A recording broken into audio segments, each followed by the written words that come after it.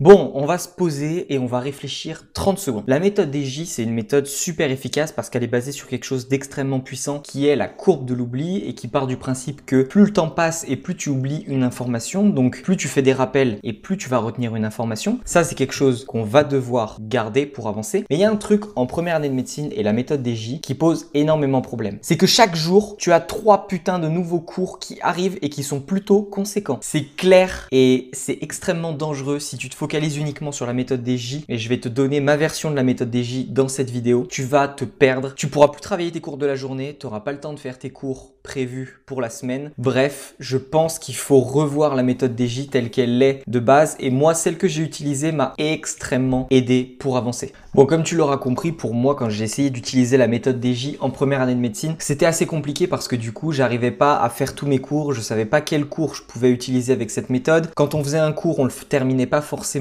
à chaque fois qu'on le voyait, donc du coup c'était compliqué parce qu'il fallait quand même que je revoie le cours, sinon j'étais perdu pour la suite du cours qui arrivait certainement une semaine après ou quelques jours après. Il fallait que j'arrive à lier les anciens cours, à relire les anciens cours, il fallait que j'arrive à faire les cours du matin dans leur globalité. Bref, c'était compliqué de tout gérer, et le plus compliqué c'était ça, c'était le fait que les cours n'étaient pas forcément terminés et qu'il fallait quand même que je les apprenne parce que sinon c'était extrêmement compliqué pour moi de comprendre et d'apprendre les cours d'après, parce qu'en général, je vais te faire un topo, sur 1h30 de cours, on faisait les 3 quarts d'un cours. Et du coup, le cours d'après, ce qui se passait, c'est qu'on faisait le quart restant plus la moitié d'un autre cours. Donc en gros, si je travaillais pas mon premier cours la première fois, j'avais un cours entier plus la moitié d'un autre cours à faire en un après-midi. Ce qui du coup m'empêchait considérablement de travailler les autres cours que je devais revoir au fur et à mesure. Et si je suivais ma méthode des J, j'aurais largement pas eu le temps de faire tout ce que j'avais à faire dans la journée où je devais réviser mon cours plus la moitié de l'autre cours. Donc voilà pourquoi est-ce que j'ai envie de te parler de ça, parce que moi je pensais que la méthode des J était l'une des meilleures méthodes à utiliser. Elle est basée sur un principe très puissant, mais on va voir et on va passer sur mon écran comment est-ce que moi j'utilisais la méthode des J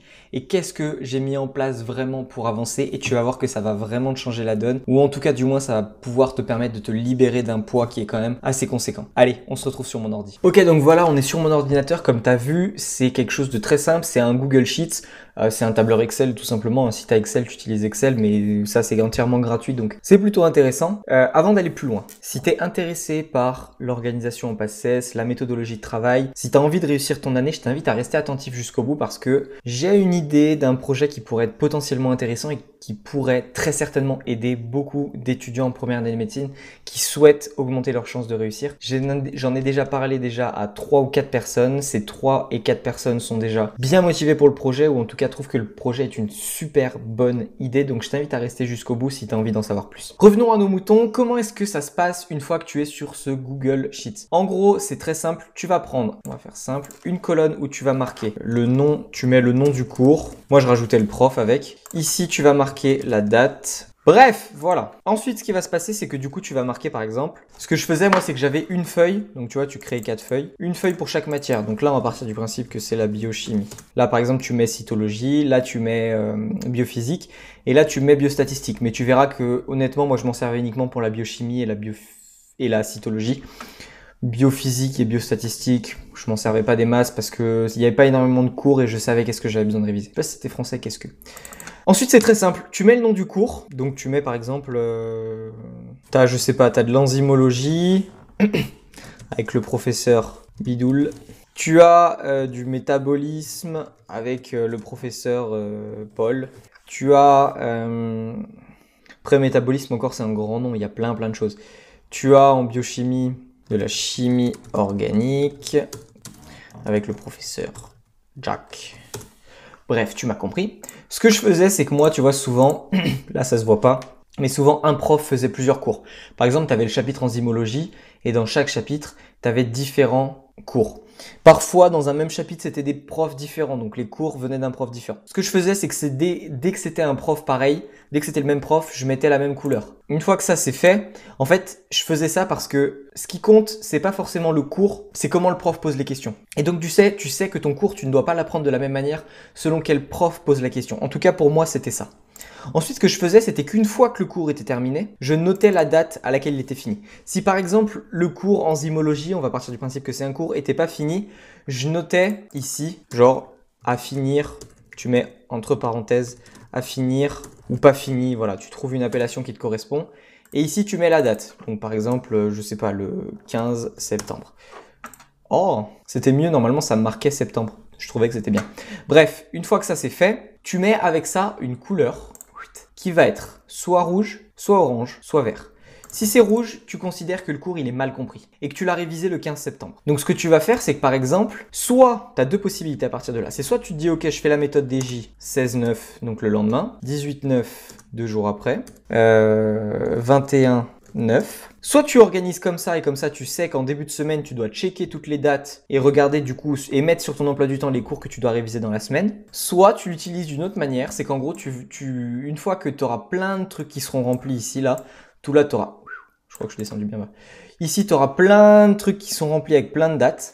Ce que tu fais, c'est que tu dis, ok, par exemple, ce cours-là, bon, bah là, je l'ai révisé le 15-9, le 17-9 et puis le 17-9 et je sais pas, le 24 octobre. Tu vois qu'ici, c'est en rouge et que là, putain, je vais pas y arriver. Là, c'est en rouge et là, c'est passé en vert, mais ça fait super longtemps que tu l'as pas vu parce qu'aujourd'hui, on est le 30 décembre. Et bien ce que tu fais, c'est que tu vas te dire, ok, là, je vais réviser ce cours-là parce que ce serait bien que je le revoie. Ce que je faisais, c'est que je me disais, par exemple, il faut que j'ai au minimum entre 2 et 3 fois d'affilée du vert pour considérer qu'il est bien su et bien compris. Je faisais bien évidemment des entraînements et ce planning et cette manière de travailler, je vais faire en sorte de l'améliorer pour les personnes de l'accompagnement dont je vais te parler à la fin de cette vidéo. Donc voilà, tu auras compris le principe. Tu prends un tableur Excel, tu notes le cours qui a été fait, qui est fini, qui n'est pas fini, tu notes la date à laquelle ça a été fait, tu notes ton niveau de compréhension de ce cours. Une fois que ça c'est fait, tu reprends ton tableur régulièrement et tu dis ok, ce cours-là, je l'ai pas fait depuis longtemps. Ou depuis, quand je te dis depuis longtemps, des fois, moi, c'était 2-3 jours. Hein. Je l'ai pas fait depuis longtemps, il a été difficile parce qu'il est en rouge, il faut que je le refasse. Et c'était un cours que je faisais régulièrement pour qu'il rentre dans ma tête, pour que je puisse avancer et mieux comprendre ce cours. Si c'était un cours en vert, j'essayais de laisser passer quand même pas mal de temps. Parce que si je le faisais le jour 1, plus le jour 2, plus le jour 3 et qu'il était en vert à chaque fois, c'est normal. Parce que tu fais travailler ta mémoire à court terme, donc ton cerveau s'en souvient. Quand ton cours commence à être en vert, laisse une semaine d'espace pour être sûr que tu l'as bien compris, bien appris, que quand tu le revois, tu te souviennes des principales notions et que voilà, tu n'aies rien oublié, que tu puisses avancer. Donc voilà, tu fais ça avec tous tes cours. Après, c'est à toi d'adapter à ta sauce. Mais je peux t'assurer et te garantir que ce tableur Excel, si tu l'utilises correctement, il va vraiment te changer la vie. Après ça, c'est ma manière de faire. Il y a plein de manières de faire qui sont différentes. Trouve ta manière qui fonctionne vraiment. Je te le redirai jamais assez. Ma manière de fonctionner, n'est pas celle qui fonctionne pour tout le monde. Mais en tout cas, si tu peux avoir une base sur laquelle tu peux t'appuyer pour avancer, ça te fera grandement avancer. Donc voilà, on arrive à la fin de cette vidéo. Si tu es resté attentif à cette vidéo jusqu'au bout, je peux t'assurer que tu feras une grande différence au niveau de ton travail par rapport aux autres. Si tu es resté jusqu'au bout, je t'avais dit que je te parlerais de quelque chose d'un projet ou d'une idée de projet que j'ai envie de mettre en application et qui, je pense, va pouvoir aider beaucoup de personnes. Ce projet, c'est un accompagnement sur plusieurs mois, sur une année si besoin. En gros, c'est un accompagnement que je vais mettre en place pour les étudiants en première année de médecine qui souhaitent être accompagnés pendant leur année. Je vais être totalement franc avec vous, je n'ai pas réussi ma première année de médecine. Je l'ai loupé à 60 places avec plus de 12 de moyenne. J'avais 12,3 de moyenne. Mon échec ne fait pas mon incompétence. Mes erreurs font ma compétence. En clair, mes erreurs, je vais pouvoir vous éviter de les faire. Aujourd'hui, ce qui m'intéresse énormément, c'est vraiment la productivité, la psychologie humaine, le développement personnel. Depuis que ma première année de médecine c'est terminé. Et même pendant cette première année de médecine, j'ai passé toutes ces années, tous ces mois et ces dernières années, à réfléchir comment est-ce que je pouvais optimiser mon travail, mon apprentissage, ma compréhension, ma gestion des émotions, mon stress, mon organisation, ma concentration. Bref, je suis extrêmement passionné de productivité et d'organisation. Bref, mon but, c'est que les choses avancent. C'est pour cette raison qu'en fait, j'ai un peu envie d'être votre cerveau extérieur à la PACES. J'ai envie de pouvoir aider les étudiants à augmenter leurs chances de réussir et à les libérer d'un poids. Cet accompagnement, il se ferait sous forme de live quotidien ou de live hebdomadaire, dans lequel on interagirait ensemble. Vous me poseriez vos questions, j'y répondrais. Ce serait sous forme de groupe et aussi sous forme individuelle pour que je puisse aider chaque personne à sa propre situation. En gros, moi, je serai le penseur et vous serez l'acteur. Vous n'avez pas besoin de réfléchir. Vous avez juste besoin d'agir. J'ai envie de vous libérer de ce poids de la réflexion parce que moi, pendant un an, je l'ai fait en 2 ans. Pendant un an, j'ai galéré à essayer de trouver une méthode de travail qui me convenait. J'ai galéré à essayer de trouver les meilleurs outils de productivité, d'apprentissage, d'organisation qui pouvaient me permettre d'avancer. Et c'est que la 2e année que je les ai mis en place et qui ont vraiment changé la donne. Pour être honnête, par rapport à mes amis, j'ai fait une grosse différence. La plupart d'entre eux ont stagné dans leurs résultats.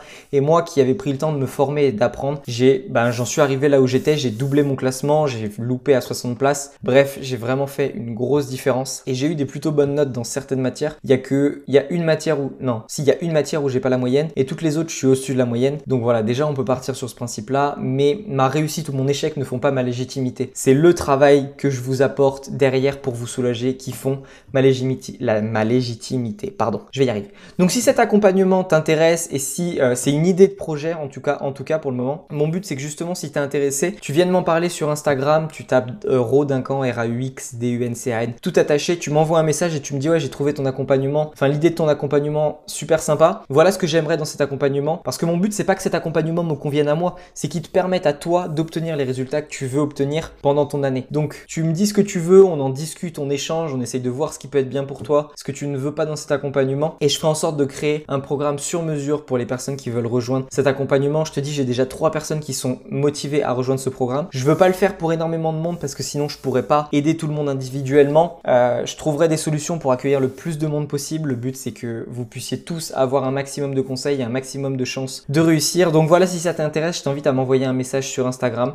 Tu tapes Rauduncan comme je te l'ai dit et tu viens me parler, ça me fera extrêmement plaisir et crois-moi, il n'y a aucun jugement, peu importe là où t'en es, peu importe là où tu veux aller. J'ai fait un bac ST2S, un bac technologique, je m'en suis très bien sorti derrière. Le meilleur moyen d'avoir des réponses à ces questions, c'est de poser des questions, donc voilà. Si tu veux en savoir plus, si tu veux qu'on avance ensemble, qu'on crée ce projet, je t'invite à m'envoyer un message et puis sinon, si tu veux rester sur tout ce qui est les vidéos YouTube qui t'apportent déjà énormément de valeur, je peux te le garantir, eh bien je te dis du coup à demain pour une prochaine vidéo. C'était Duncan, merci de m'avoir écouté.